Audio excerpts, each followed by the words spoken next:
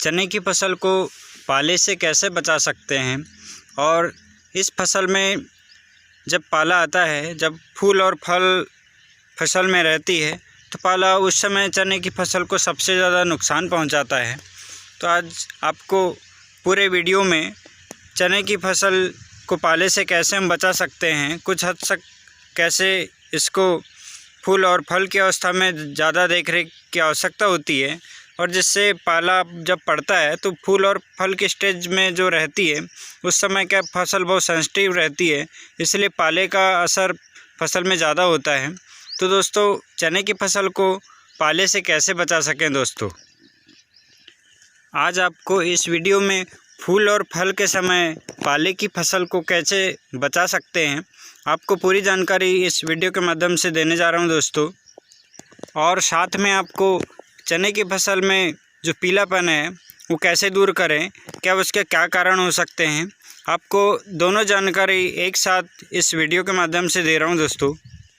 चने की फसल में जब पीलापन होता है उसका कारण पोषक तत्व की कमी के कारण भी होता है, और ज़मीन में नमी की बहुत ही कम मात्रा, जब पूरी तरह से ज़मीन सूख जाती है, नमी की मात्रा बहुत कम होने की उसके वजह से भी पौधे में पीलापन आता है।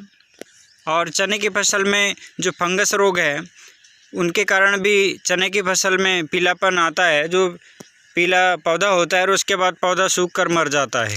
आप देख पा रहे हैं दोस्तों, इस तरह से जो पौधा है वो पीला होके बाद में धीरे धीरे सूख कर मर जाता है, जिससे बहुत नुकसान होता है फसल में। यह जो रोग है वो उकटा रोग है। यह बहुत कॉमन रोग है जो बीमारी फफूंद के कारण होती है। यह बीमारी फफूंद के कारण होती है। यह चने की फसल में शुरुआत से फल लगते तक रह जाती है। अगर शुरू में इसका उपचार कर सकते हैं और बाद में भी कर सकते हैं दोस्तों।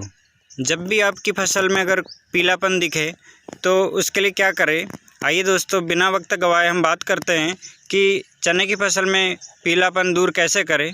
दोस्तों, आपको मैनकोजेब प्लस कार्बेंडाजिम फफूंदनाशक लेना है। उसको 1 ग्राम मात्रा को 1 लीटर पानी में घोलकर छिड़काव करना है। आप मोटा मोटी बात की जाए तो 15 लीटर पानी में, एक टैंक 15 लीटर पानी में घोलकर 15 ग्राम छिड़काव कर हम फसल को बचा सकते हैं पीलेपन से। और इसके साथ आप वेल्टमाइसिन भी ले सकते हो। यह जो दवाई है एंटी फंगल और एंटीबैक्टीरियल दवाई है जो फंगस रोगों से बचाती है फसल को। मैनकोजेब, कार्बेंडाजिम और वेल्टमाइसिन, इन तीनों को 1 से 2 ग्राम लेना है और 1 लीटर पानी में घोलकर फसल में छिड़काव करना है। तो आपकी फसल में जो पीलेपन की जो समस्या है, एंटी फंगल जो बैक्टीरियल होते हैं, उससे आप बिल्कुल फसल को बचा सकते हैं। और जो फसल जो नुकसान हुई है वो फसल भी रिकवर होकर बहुत अच्छे ब्रांचेस निकलते, और यह देख पा रहे हैं इसमें अच्छी सी ब्रांचेस निकलती हैं और जो फुटान है वो बहुत अच्छा होता है दोस्तों। इस तरह से आप अपनी फसल के जो ब्रांचेस हैं वो बढ़ा सकते हैं चने की फसल में।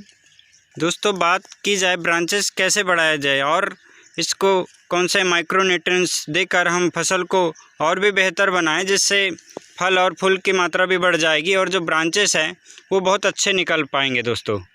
अगर आपने मिट्टी परीक्षण कराया है तो ठीक है, नहीं भी कराया तो ठीक है। अगर मिट्टी परीक्षण कराते हैं तो उस हिसाब से आपके ज़मीन में कौन कौन से पोषक तत्वों की कमी है, उस हिसाब से हम पोषक तत्वों की भरपाई कर बहुत अच्छा उत्पादन ले सकते हैं।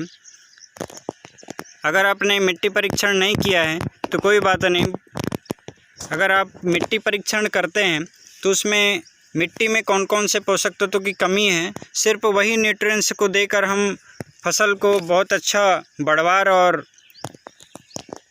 उत्पादन ले सकते हैं दोस्तों। बात करते हैं कि फूल और फल की अवस्था में कौन से माइक्रो न्यूट्रिएंट्स देकर हम फसल को और अच्छा बना सकें। दोस्तों, चने की फसल जब फूल और फल की अवस्था रहती है उसमें माइक्रो न्यूट्रिएंट्स कौन कौन से दे जिससे उत्पादन भी बढ़ जाए और बहुत अच्छी ब्रांचेस निकल आए। हो गई चने की फसल में पीलापन को दूर कैसे करें और इसमें नई ब्रांचेस कैसे निकल जाए। अब बात करते हैं दोस्तों कि चने की फसल को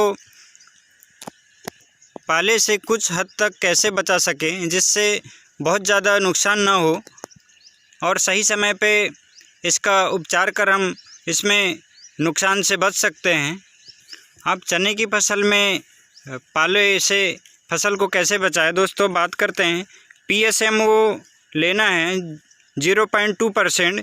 इसका छिड़काव कर हम चने की फसल को पाले से कुछ हद तक बचा सकते हैं, जिससे जो अभी फूल और फल की अवस्था है इसमें पाले से फसल को बचा सकते हैं दोस्तों।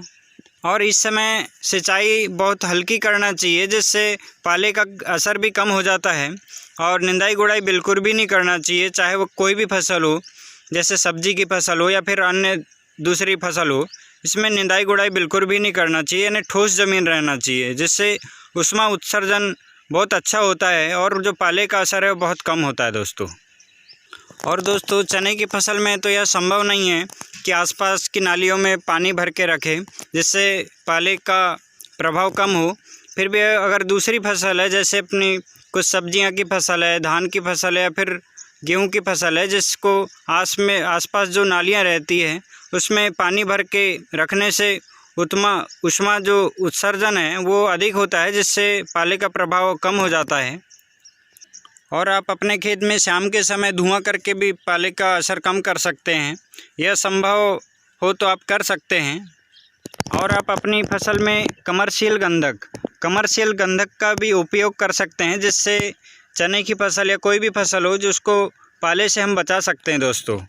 कमर्शियल गंधक आपको 0.1% का उपयोग करना है। इसमें आपकी फसल को पाले से जितना नुकसान होना है वो नुकसान नहीं होगा और बहुत हद तक यह आपकी फसल को बचा सकता है दोस्तों। आप इसका दूसरा विकल्प भी ले सकते हैं दोस्तों। आपको थायो यूरिया लेना है। थायो यूरिया में सल्फर एवं नाइट्रोजन की अच्छी मात्रा होती है, जिससे आप अपनी फसल को पाले से बचा सकते हैं दोस्तों। यह जो थायो यूरिया है इसका रिज़ल्ट बहुत अच्छा है दोस्तों। इसका रिज़ल्ट जो गंधक अम्ल है उसके छिड़काव से भी बहुत अच्छा इसका रिज़ल्ट है। इसलिए आप एक बार थायो यूरिया का अपनी फसल में छिड़काव कर देख सकते हैं, जिससे हम पाले से फसल को बहुत अच्छी तरह से बचा सकते हैं। अगर बात की जाए कि थायो यूरिया की मात्रा क्या होना चाहिए जिससे हम फसल में छिड़काव करें, फसल में जब भी हम छिड़काव कर सकते हैं तो उस समय 1 ग्राम 1 लीटर पानी में थायो यूरिया को घोलना है और उसका मिक्सर हम इस फसल में छिड़काव कर सकते हैं, जिससे पाले से बहुत हद तक फसल को बचा सकते हैं दोस्तों। क्योंकि पाले का जो असर है वो फूल और फल टिलरिंग की जो व्यवस्था रहती है, यानी जब इसमें कंचे बहुत अच्छे निकलते हैं, जब फुटान बहुत अच्छा होता है और फूल और फल भी उस समय ज़्यादा रहता है, तो उस समय सबसे ज़्यादा फसल को नुकसान होता है।